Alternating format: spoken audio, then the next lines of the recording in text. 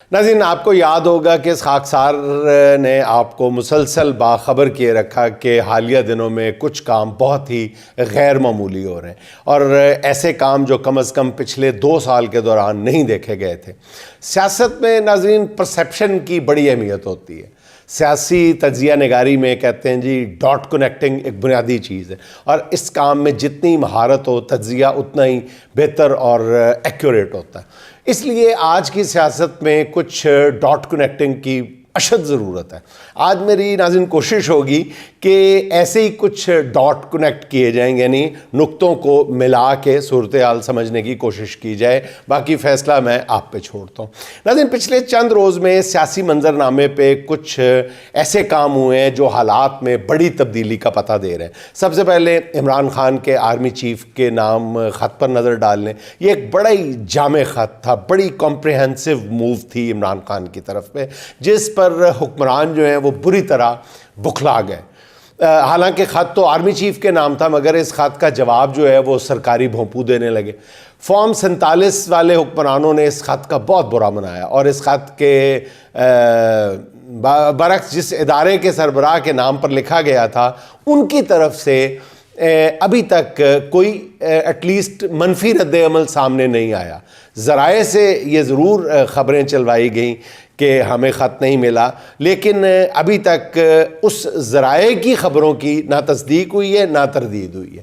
حالانکہ عمران خان کے خط میں بعض باتوں پر ادارے کو اختلاف بھی ہو سکتا تھا، مگر کور کمانڈر کانفرنس کے اعلامیے میں کسی بھی غصے یا جھنجھلاہٹ کا اظہار نہیں کیا گیا۔ ناظرین، ایک اور ڈاٹ کنیکٹ کر لیں۔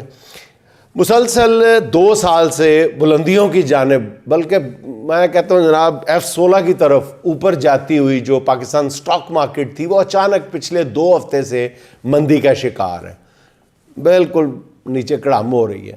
اب سٹاک مارکیٹ کے ذرائع کا یہ کہنا ہے کہ مارکیٹ کریش ہونے جا رہی ہے، مگر سٹاک مارکیٹ میں دہائیوں کا کام کرنے کا تجربہ رکھنے والے کہتے ہیں کہ مارکیٹ میں پینک ہے، اور شدید پینک ہے۔ بڑے سرمایہ کار جو ہیں وہ تیزی سے اپنا سرمایہ جو ہے وہ نکال رہے ہیں۔ یہ سرمایہ دار وہ مطلب بارسوخ لوگ ہیں جو بدلتے سیاسی موسموں سے سب سے پہلے آگاہ ہو جاتے ہیں۔ جیسے کہتے ہیں کہ جی زلزلہ آنے لگتا ہے تو چوپایوں کو سب سے پہلے پتہ چلتا ہے، جب مویشیوں کو سب سے پہلے پتہ چلتا ہے۔ تو اس طرح یہ جو سیاسی حالات کی نبض ہوتی ہے، یہ ان بڑے سرمایہ کاروں کے ان پہ ہاتھ ہوتا ہے ان کا، اور یہ اپنی نجی محفلوں میں بڑی سیاسی تبدیلیوں کی خبر دے رہے ہیں آج کل۔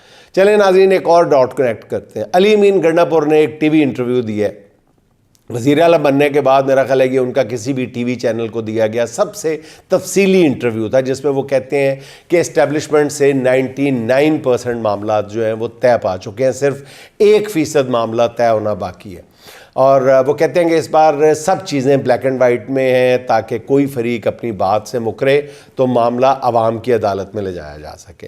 اور اس انٹرویو کے بعد غالباً 72 گھنٹے سے زیادہ کا وقت گزر چکا ہے، آئی ایس پی آر سمیت کسی نے بھی علی امین گنڈا پور کے کسی ایک دعوے کو بھی نہیں جھٹلایا۔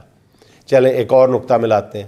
یہ خاکسار ناظرین آپ کو بتا چکا ہے کہ وفاقی کابینہ میں توسیع کا فیصلہ ہو چکا ہے، 2 مرتبہ بتا چکا ہے، اور دونوں مرتبہ جو ہے ایک یعنی کل ملا کے 3 دفعہ یہ توسیع کا فیصلہ کیا گیا تھا۔ تو ان میں سے 2 مرتبہ سب سے پہلے خبر میں نے آپ کو دی تھی، اور حتیٰ کہ میں نے متوقع وزیروں کے نام اور پورٹ فولیو بھی آپ کے ساتھ شیئر کر لیے تھے، بلکہ اس خاکسار کو یہ بھی پتہ ہے کہ پنڈی اور اسلام آباد کے کس ٹیلر کے پاس کس نے نئی شیروانیوں کے آرڈر دیے تھے۔ نئے وزراء کی تقریب علوبرداری کا دن اور وقت بھی طے تھا، اور دونوں بار میں نے آپ کی خدمت میں یہ عرض کیا تھا۔ تو ناظرین، ایک کابینہ میں کل ملا کے توسیع جو ہے یہ 3 بار مؤخر کی گئی۔ یہ کس نے رکوائی؟ آخر حنیف عباسی جیسے 1.5 درجن سے زیادہ جو وزارت کے امیدواروں کے ارمانوں کا خون کس وجہ سے کیا گیا؟ کیوں یہ بار بار مؤخر کی جا رہی ہیں؟ سنتے جائیں ناظرین۔ ایک اور نقطہ ملا لیں۔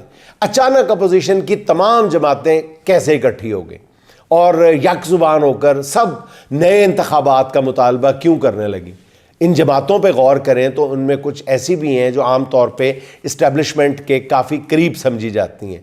کیا یہ سب کچھ یوں ہی ہو رہا ہے؟ ناظرین، یہ جو اپوزیشن جماعتوں کا جو اتحاد کل نظر آیا ہے، 2 روز قبل دیکھنے میں آیا ہے، ناظرین یہ بہت بڑی ڈیولپمنٹ تھی۔ اس کا آج آپ نے جو لامحالہ نتیجہ نکلنا تھا وہ دیکھ لیا کہ وزیر اعظم شہباز شریف صاحب ہینڈز اپ کر کے مولانا فضل الرحمان سے ملاقات کے لیے پہنچ گئے۔ ناظرین یہ سب کچھ جو ہے یہ کسی بڑی اسکیم آف تھاٹ کا حصہ ہے۔ سیاست کے طالب علم کی حیثیت سے میں کم از کم یہ ماننے کو تیار نہیں ہوں کہ یہ سیاسی منظرنامے پہ سب کچھ یوں ہی بلا وجہ ہو رہا ہے اور محض اتفاقیہ ہے۔ اچھا ناظرین، وزیر داخلہ محسن نقوی صاحب جو ہیں وہ ایسے مطلب قسمت کے دھنی ہیں کہ جس کام میں ہاتھ ڈالتے ہیں اس کی لٹیاں ڈبو دیتے ہیں۔ انہیں پنجاب کا وزیر اعلیٰ بنایا گیا تو انہوں نے انسانی حقوق کے حوالے سے ایسے ریکارڈ قائم کیے کہ پاکستان کی تاریخ میں ہمیشہ ان کی مذمت کی جاتی رہے گی۔ انسانی حقوق کی ان پامالیوں کا تفصیلی ذکر عمران خان نے اپنے 349 صفحات پر مشتمل ڈوزیئر میں بھی کر دیا۔ محسن نقوی کو اس کے بعد پی سی بی کا چیئرمین بنایا گیا تو پاکستانی ٹیم کو ورلڈ کپ میں بدترین شکست کا سامنا کرنا پڑا اور پاکستانی ٹیم امریکہ جیسی بالکل نئی اور بیبی ٹیم سے بھی ہار گئی۔ محسن نقوی وزیر داخلہ بنے تو 26 نومبر کا خوفناک ہولناک واقعہ رونما ہو گیا جب نہتے عوام پر گولی چلا دی گئی۔ پھر محسن نقوی کو وزیر داخلہ ہوتے ہوئے وزیر خارجہ کے اختیارات سونپتے ہوئے امریکہ روانہ کیا گیا تو وہاں اپنے تعلقات استعمال کرتے ہوئے نئی ٹرمپ انتظامیہ کے ساتھ کوئی راہ و رسم نکال سکے تاکہ موجودہ رجیم کو ٹرمپ کے غیظ و غضب سے یا تاب سے بچایا جا سکے۔ محسن نقوی صاحب کا یہ امریکی دورہ بھی سفارتی سطح پر انتہائی تباہ کن ثابت ہوا۔ پہلے تو محسن نقوی صاحب مبینہ طور پہ ایسی تقریب میں چلے گئے جو چین مخالف ایک تنظیم کرا رہی تھی۔ پھر اس کے بعد محسن نقوی نے جتنے امریکی ارکان کانگریس سے ملاقاتیں کی انہوں نے پتہ نہیں ضد لگا کر ان کے نتائج جو نظر آئے ان کے نتائج حکومت کے لیے انتہائی خوفناک نکلے، کیونکہ محسن نقوی سے ملاقات کرنے والے بیشتر ارکان کانگریس نے اس ملاقات کے فوراً بعد ہی یعنی نقوی صاحب کو واپس اپنے ہوٹل تک بھی نہیں جانے دیا کہ عمران خان کی رہائی کی ٹویٹس کر دیں۔ رکن کانگریس جو ولسن نے تو محسن نقوی سے ملاقات کے بعد 3 حرفی ٹویٹ فری عمران خان اپنی زندگی کا مقصد بنا لیا۔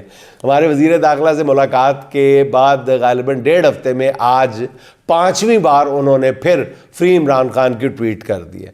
مگر ہمارے حکمرانوں کے لیے کل ایک اس سے بھی بری خبر سامنے آئی ہے۔ وہ کیا ہے؟ وہ یہ کہ محسن نقوی نے اپنے دورہ امریکہ کے دوران ڈیموکریٹ رکن کانگریس، ریپبلکن نہیں ہے، ڈیموکریٹ، اینٹی ٹرمپ، اور یہ خبر بھی سب سے پہلے میں نے آپ کی خدمت پہ پیش کی تھی، یہ ہیں ایل گرین، ان کے ساتھ ملاقات کی تھی محسن نقوی صاحب نے، ٹھیک ہے، ایک پاکستانی نیاد بزنس مین کے گھر پہ، اور ایل گرین نے ناظرین ایک ایسا قدم اٹھایا کہ اس کے اثرات کی زد میں اب محسن نقوی صاحب بھی آ سکتے ہیں۔ ایل گرین نے کیا کیا؟ انہوں نے ایوان نمائندگان میں صدر ٹرمپ کے مواخذے کی تحریک متعارف کروا دی ہے، ڈال دی ہے وہاں پہ۔ ایوان نمائندگان میں خطاب کرتے ہوئے ایل گرین نے کہا ہے کہ آنے والے دنوں میں وہ ٹرمپ کے مواخذے کے حوالے سے آرٹیکلز بھی پیش کریں گے، یعنی صدر ٹرمپ کا مواخذہ کیوں ضروری ہے یہ بتائیں گے۔ اور مواخذے کی اس تحریک کے بعد ایل گرین ایک دم امریکی میڈیا کی شہ سرخیوں میں آ گئے اور ان کے بارے میں میڈیا میں بہت لے دے ہو رہی ہے۔ اور یہ وہی ایل گرین ہے ناظرین جن کے بارے میں نے بتایا تھا کہ وہاں پہ موجود پاکستانی جو ہے، ان کے پاکستانی سفارت خانے اور پاکستانی سفیر کے ساتھ بھی بڑے اچھے تعلقات ہیں ایل گرین کے۔